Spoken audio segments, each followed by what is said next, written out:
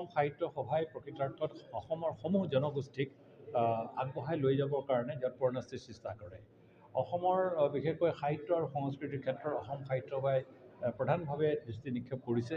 বাকী অন্যান্য দিশসমূহতো অসমৰ সামগ্ৰিকভাৱে উন্নয়নৰ ক্ষেত্ৰত য'ত যথাযোগ্য যি স্থানত যাক যেনেকৈ ক'ব লাগে সকলোৰে কাৰণে এই ধৰণৰ আমাৰ প্ৰয়াস নিশ্চয় থাকিব বা আছে।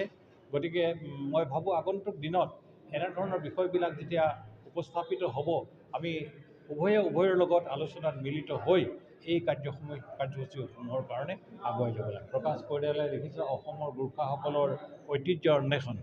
আন এখন কিতাপ মই দেখিছোঁ ভাৰতৰ স্বাধীনতা আন্দোলনত অসমৰ গোৰ্খাসকলৰ অৱদান।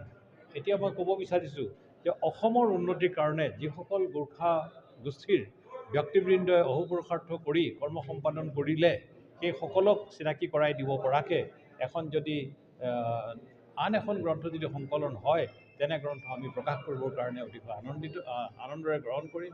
আৰু সেয়ে হ'লে অসমৰ পঢ়ুৱৈ সমাজৰ যোগেদি অসমত থকা গোৰ্খাভাষীৰ যি অৱদান সেই সম্পৰ্কে জনাৰ সুবিধা হ'ব।